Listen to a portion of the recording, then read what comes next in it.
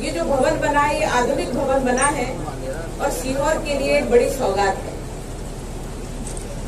बीच में कुछ उद्घाटन के लिए समय नहीं दे रही है। मैंने संज्ञान लिया इस बात पे कि ऐसा कैसे हो सकता है कि मुझे जानकारी नहीं और मैं विलंब कर रही हूँ। जब मैंने डीआरएम से पूछा, डीआरएम ने उत्तर लिखित में दिया और कहा कि मैं अभी वो इस रूप में तैयार नहीं हो पाया कि मैं उसका उद्घाटन कर सकूं, इसलिए मैंने अभी आपसे समय नहीं मांगा है। और जब समय मांगा ही नहीं गया तो मैं कहां से दूंगी? इस प्रकार की अनर्गल बात करना ये गलत है। कुछ भी आप करो लेकिन कम से कम ऑथेंटिक बात करो, और वो मुझे लगता है कि आपके विश्वास के लिए भी अच्छा है और सभी के लिए अच्छा है। जनता को भ्रमित करना समाचार पत्रों का कर्तव्य नहीं है। जनता को सच्चाई से अवगत कराना ये कर्तव्य है और इसको पूरा करना चाहिए। अगर आपने मैटर किया है तो मैं एक बार दो बार माफ कर सकती हूँ, क्षमा कर सकती हूँ, लेकिन उसके बाद मुझे कार्रवाई करनी पड़ेगी। लेकिन इस प्रकार की बात, झूठी बात करना ही नहीं चाहिए। और जब मुझसे पूछा गया तो संसद चलने के बाद, संसद से आने के बाद जितना समय मांगा गया था उतने समय में मैंने समय दिया और आज ये कार्यक्रम निश्चित हुआ। मैं कहती हूँ प्रगति में अवरोध ना बनिए, प्रगति में साथ दीजिए, उन्नति में साथ दीजिए, सहयोग कीजिए, साथ मिलकर के चलिए। क्योंकि ये सब किसके लिए? आप लोगों के लिए है। आप पत्रकार अवश्य, लेकिन आपका भी परिवार है। आप पत्रकार अवश्य हैं, लेकिन आप भी उन सुविधाओं का भोग भोगते हैं जो आपके लिए हैं। आपको इसमें नेगेटिव क्यों जाना चाहिए? मुझे लगता है कि कोई भी कार्य जनता के लिए किया जाता है, आप सब लोगों के लिए किया जाता है, उसमें साथ मिलकर के चलिए। और हम जो जनप्रतिनिधि होते हैं, हम भी आपकी सांसद हैं, हम आपके लिए सदैव तत्पर हैं। कोई भी कार्य होता है हम आपके लिए सदैव खड़े हुए हैं कि आप मुझे बताइए आपकी आवश्यकता क्या है, मैं आपके लिए तैयार हूँ, मैं आपके लिए खड़ी हूँ, मैं आपके लिए रात रात तक मैं काम करती हूँ। और रात में तो केस ही, हमारे तो फोन चालू रहते हैं, रात में केस आते हैं, दारू पीने वालों के केस आते हैं, झगड़ा करने वालों के केस आते हैं। पता चला कि हमने पुलिस थाने में कॉल किया, वहां भी लोग पिए हुए कॉल अटेंड कर रहे हैं, तो बड़ी मुश्किल होती है हमारे लिए। लेकिन मैं तब भी कार्य करती हूँ और फिर मुझे लगता है मैं आखिर कितने लोगों के ऊपर कार्यवाही करूँ।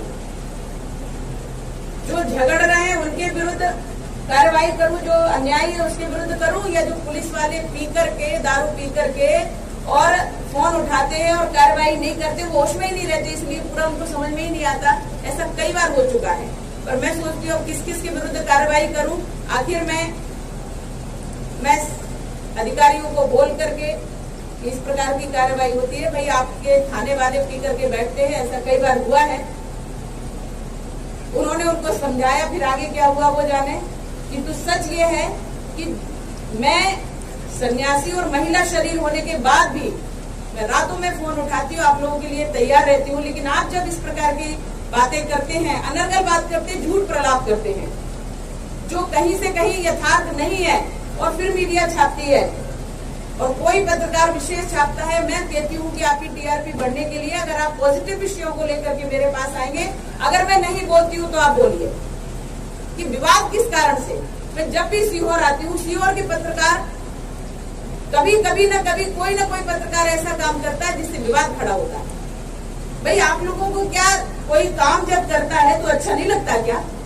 और अगर लगता है तो आप उसको करिए ना। और मैंने ये कहा भी है कि एक बार दो बार माफ कर दूंगी, लेकिन उसके बाद माफ नहीं करूंगी, मैं कार्रवाई करूंगी और फिर पीछे भी नहीं हटूंगी।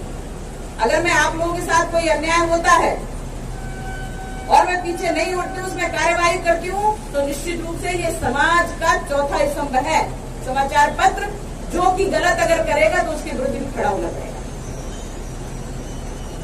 आपको ऐसे सांसद अभी तक शायद नहीं मिले होंगे और शायद मिलेंगे भी नहीं। स्पष्ट बोलते हैं, स्पष्ट कार्रवाई करते हैं और स्पष्ट रहना चाहते हैं। और काम के लिए हमें कभी भी कोई रोक टोक नहीं सकता, काम के लिए कभी कोई हमें नकारात्मक विषय पे बोल नहीं सकता, क्योंकि मैं काम के लिए सदैव तैयार रहती हूँ। यहाँ से मैं जब पिछली बार आई थी, कोरोना का समय था, कोरोना के समय में काफी गाड़ियों को रोक दिया गया था। मैं बार बार अपनी मीटिंग में बोलती थी, दिल्ली जाकर के मैं मीटिंग में बोलती थी, लिखित में दिया, सब किया, माननीय मंत्री जी से कहा और पिछले जो मंत्री जी थे हमारे उनको बोला, वर्तमान में जो है उनको बोला। आखिर में उन्होंने मुझे उत्तर दिया, वहां से उत्तर आया कि जितनी ट्रेनें रुकी थी, रोक दी गई थी कोरोना के काल में, वो सभी ट्रेन अब फिर से प्रारंभ कर दी गई हैं।